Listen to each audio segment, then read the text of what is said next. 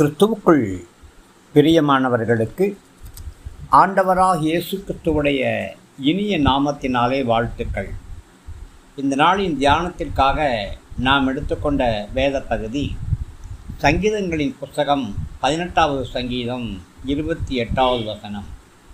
தேவரீர் என் விளக்கை ஏற்றுவீர், என் தேவனாகிய கர்த்தர் என் இருளை வெளிச்சமாக்குவீர்.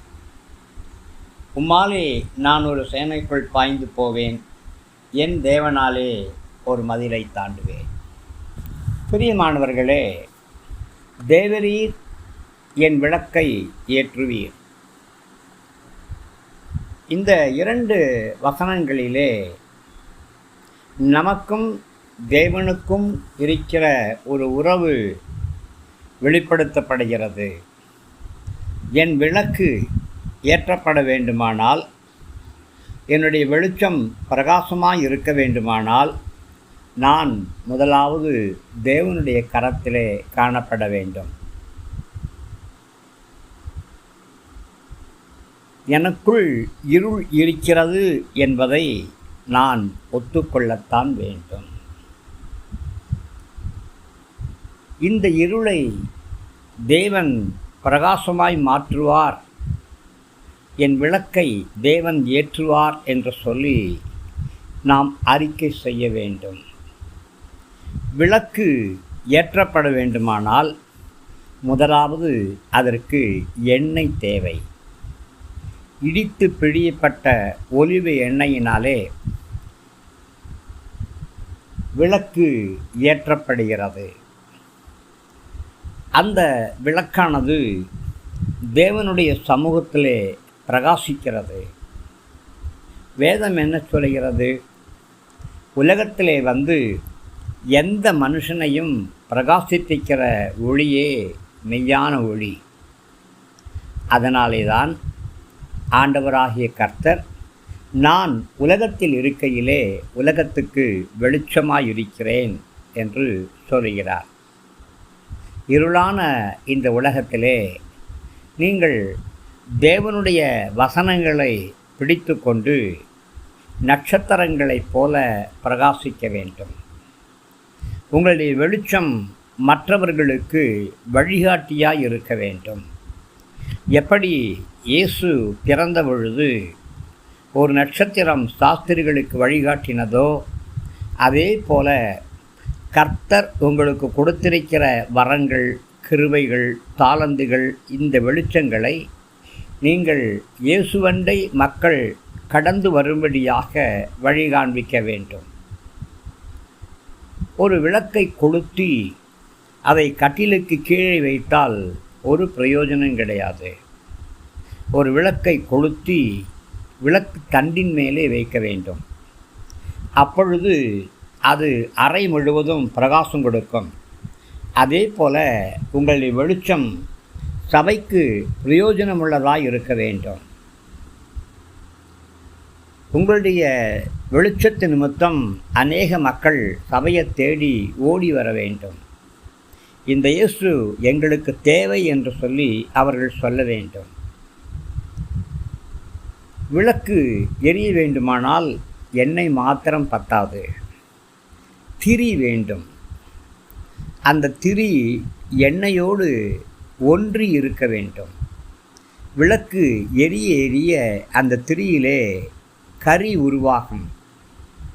அந்த கரி வெளிச்சத்தை குறைத்துவிடும். சுயநலம் என்பதுதான் அந்த கரி. பெருமை என்பதுதான் அந்த கரி. நான் நன்றாக பாடினேன், நான் நன்றாக பிரசங்கித்தேன், நான் நன்றாக திருவசனம் உரைத்தேன் என்றெல்லாம் சொல்லுவதுதான் அந்த கரி. கடைசி நாட்களிலே அநேகர் என்னிடத்திலே கர்த்தாவே கர்த்தாவே, உம்முடைய நாமத்தின் நிமித்தம் நாங்கள் அதிசயங்களை செய்தோம் அல்லவா, அற்புதங்களை செய்தோம் அல்லவா, திருவசனம் உரைத்தோம் அல்லவா என்று சொல்வார்கள். நானும் அவர்களை நோக்கி, அக்கிரம செய்கைக்காரரே, என்னை விட்டு அகன்று போங்கள் என்று சொல்லுவேன் என்று சொல்லியிருக்கிறார். அதனாலே எந்த ஒரு சிற்றின்பங்கள், பரிசுத்த குலைச்சல்கள், பெருமைகள் இவைகள் இல்லாதபடி அப்பப்போ அந்த பொற்கத்திரிக்கோலாலே அந்த திரியானது கத்தரித்து விடப்பட வேண்டும். தேவையில்லாத பாகங்கள் களைந்து எறியப்பட வேண்டும். ஆம், நல்ல மிகுதியான கனிகளை கொடுக்க வேண்டுமானால் சுத்திகரித்துத்தான் ஆக வேண்டும். சுத்திகரிக்காத எந்த கொடியும் மிகுதியான கனிகளை கொடுக்க முடியாது. பிதாவாகிய தேவன் திராட்சை தோட்டக்காரர், இயேசு திராட்சை கொடி, நாம் கொடிகள். நாம் இயேசுவோடு இணைந்திருக்கும் பொழுது மிகுதியான கனிகளை நாம் கொடுக்கும்படியாக கிளைகளை நறுக்கி கர்த்தர் நம்மை சுத்தம் செய்வார். அதற்கு நம்மை அர்ப்பணிக்க வேண்டும். முதலாவது விளக்கு தேவை, இரண்டாவது எண்ணெய் தேவை, மூன்றாவது கத்தரிக்கோல் தேவை, நான்காவதாக இந்த விளக்கை தூண்டி விடும்படியாக தூண்டுகோல்கள் தேவை. நீங்கள் இந்து கோயில்களிலே வீடுகளிலே பார்க்கும் பொழுது குத்துவிளக்கு எரிய எரிய கொஞ்சம் கொஞ்சமாக வெளிச்சல் குறையும். அப்பொழுது ஒரு சிறிய குச்சியை வைத்து அந்த விளக்கை தூண்டி விடுவார்கள். அதே போலதான் நாம் என்னதான் வல்லமைகளும் வரங்களும் ஆற்றல்களும் பெற்றிருந்தாலும், ஆண்டவரை நேரடியாய் பார்த்து கொண்டே இருந்தாலும், 24 மணி நேரமும் ஆண்டவருக்கு ஒரு வேலையே இல்லாமல் உங்கள் பக்கத்திலேயே உட்கார்ந்து கொண்டிருந்தாலும் கூட ஆவிக்குரிய வாழ்க்கையிலே சோர்வும் அசதியும் கண்டிப்பாய் வரும். அந்த நேரங்களிலே உங்களை தூண்டிவிடும்படியாக, உங்களை உற்சாகப்படுத்தும்படியாக ஆவிக்குரிய போதகர்கள் உங்களுக்கு தேவை. அதிகமான ஆக்கினை தீர்ப்பை அடைவோம் என்று அறிந்து உங்களில் அநேகர் போதகர்களாய் ஆகாதிருப்பீர்களாக என்று சொல்லி ஆண்டவராய் கர்த்தர் எச்சரிக்கிறார். அதனாலே உங்களை தூண்டி விடும்படியாக, அதாவது உங்கள் வெளிச்சம் பிரகாசிக்கும்படியாக யாரெல்லாம் உற்சாகப்படுத்துகிறார்களோ அவர்களுடைய வார்த்தைகளுக்கு மதிப்பு கொடுக்க வேண்டும். அதை விட்டு உங்களை தூண்டி விடுறாங்கல்ல, அப்படிப்பட்டவங்களை பார்த்து ஒதுங்கிடணும். உங்களை தூண்டி விடக்கூடாது. உங்களுக்குள் இருக்கிற வல்லமைகளை வரங்களை தூண்டிவிடக்கூடிய நபர்கள், உங்களை உற்சாகப்படுத்தக்கூடிய நபர்கள், நீங்கள் விழுந்து போகிற நேரங்களிலே தங்களுடைய கரங்களை நீட்டி உங்களை தூக்கி எடுக்கிற நபர்கள் இருக்கிறார்கள் அல்லவா, அவர்கள் கண்டிப்பாய் உங்களுக்கு தேவை. எச்சரியா குத்துவிளக்கு இருக்கிறது, எண்ணெய் இருக்கிறது, திரி இருக்கிறது, கத்திரிக்கோல் இருக்கிறது, தூண்டிவிடக்கூடிய அந்த தூண்டுகோல் இருக்கிறது. எல்லாம் இருந்தாலும் அக்கினி கண்டிப்பாக தேவை. அக்கினி இல்லாமல் இதெல்லாம் வைத்தாலும் அந்த குத்துவிளக்கு பிரயோஜனம் கிடையாது. அக்கினி என்பது அபிஷேகம். அக்கினி என்பது தேவனுடைய வார்த்தை. அக்கினி என்பது உபத்திரவம், சோதனை. ஆம் பிரியமானவர்களே, அழிந்து போகிற பொன் அக்கினியினாலே சோதிக்கப்படுகிறது போல நம்முடைய விசுவாசம் பல நேரங்களிலே சோதிக்கப்படும்.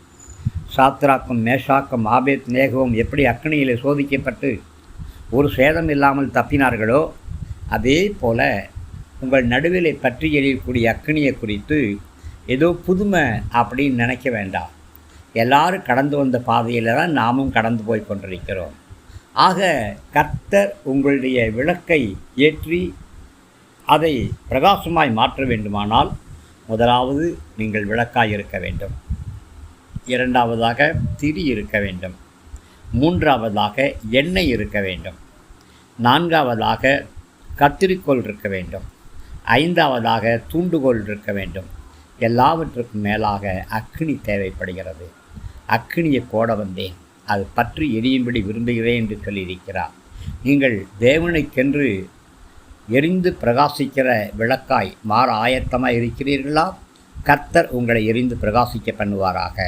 ஆமேன், ஆமேன்.